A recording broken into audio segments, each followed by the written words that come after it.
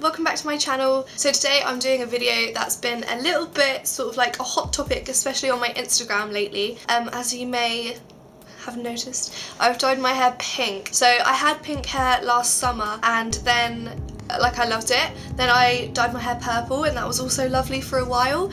But unfortunately when the purple started to fade out of my hair turned to a delightful shade of green that I wasn't really after, and so I had to have a few bleach baths to sort of fix that. And now I'm at a good level of blonde. I'm at a nice light level of blonde, so now I can dye my hair pastel colours again. I'm gonna stick to pink this time just because I don't trust purple ever again after the Violet Skies dyed. Made my hair green, so I wanted to answer a few questions that I've been getting, especially on Instagram, and just chat a little bit about my pink hair. So the first thing I do in order to get pink hair is to bleach the living daylights out of my hair. I'm naturally like an ashy shade of blonde, like dark dirty blonde I'd say. I'm the colour of my eyebrows, so I'm quite mousy. So actually that's quite an easy shade of hair to bleach, I think. I've been blonde for most of my life. Like, I was blonde when I was a child, and then I went a bit mousy when I was a teenager, but I started bleaching my hair blonde when I was 13 or 14, and then I dyed my hair brown, and I was only brown for about 2 years, and then I was blonde again. So I've always bleached my hair. My hair seems to react not too terribly to it. I mean, it's a bit dry and split at the ends, but most of all, as long as I keep treating it and I take care of it, I don't straighten it too much, I don't blow dry it too much, it's on the okay-ish side of the condition scale. First thing I do is bleach my hair so it's a really, really pale shade of blonde, almost white actually. I went through a silver hair phase a couple of months ago, so I've had silver hair for a while, and all you do is just tone the blonde out of your hair. So if you do want to tone your hair and keep it a really nice ashy shade, which is perfect as well for if you want to layer like a pastel colour over the top, the shampoo I use is the BLEACH London Silver Shampoo, which keeps your hair really, really ashy. It like neutralises all the bronzy stuff, and if you've got blonde hair you'll know all about silver shampoo. But basically when your hair's blonde, naturally it just starts to go a bit brassy and a little bit orangey looking. So purple shampoos neutralise that and they stop it from going that weird like rusty shade. So I use this every time I wash my hair, and they do actually say to use it every other time, or but I really like that really white shade, and I like it as well when I get a few little purple bits in my hair, just keeps it snazzy and lilac. So this is what I use to keep my hair really, really ashy and to make it very like white and pure white base for me to then go and put pastel colours on top of. And I still use this now even though my hair's pink. Like, it doesn't make the pink go weird or purple, it just keeps the blonde under my hair really ashy so I don't get weird like orange streaks coming through. So the two dyes I use to get pink hair are BLEACH London Rosé, which is the first dye I ever tried last year, and then also Crazy Colour Candyfloss. So I'll talk about the BLEACH London one first, just because it's the first one I ever tried. Basically, it's a non-permanent hair colour, fades out in 2 to 10 washes.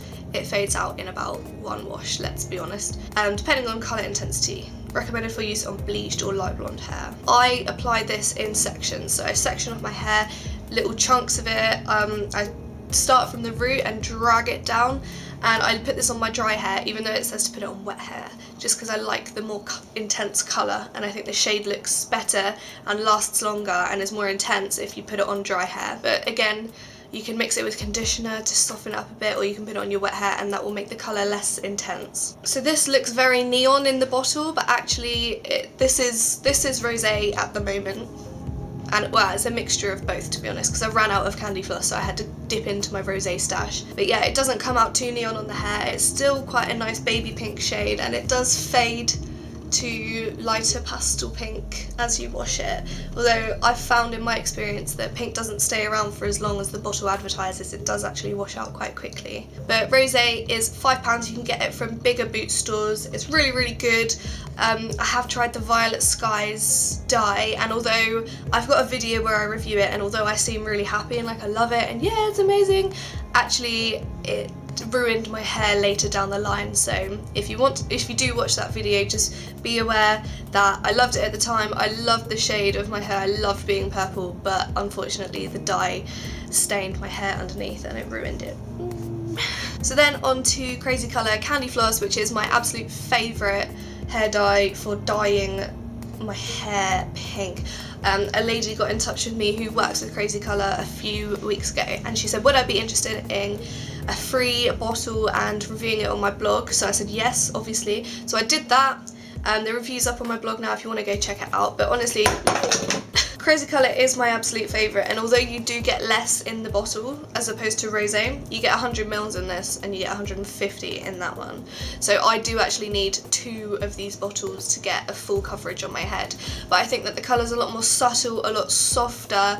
I think it's just a better shade. Like, I think it just suits me better, so I prefer it. So most of my Instagram selfies of late have been with the Crazy Colour on top of my hair. Crazy Colour's really cheap to buy. I normally buy it from Amazon and I get it in bulk because it's a lot cheaper if you buy like 4 or 5 bottles at a time, or you can even buy like 12 bottles at a time. But it works out to about £2 a bottle if you do buy it in a big chunk of stuff. And basically the way I maintain this is a little bit grotty, but I barely wash my hair. I find that when I've got dye on it, and as bleached as my hair is, it doesn't tend to get very oily and it stays looking quite clean.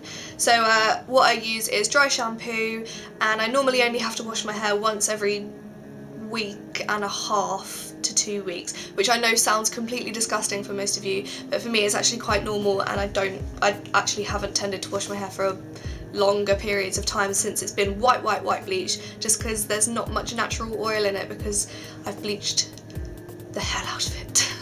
When I do wash my hair, however, I make sure that I've got one of these on standby because I do have to reapply every time I wash my hair, which is a little bit off-putting, and it does take a little bit of a long while. It is a bit of a commitment having pink hair, but I wash my hair using this. So I lather it all up, I'll leave it on for about 5 minutes to make sure that my blonde is still very ashy and pale and white.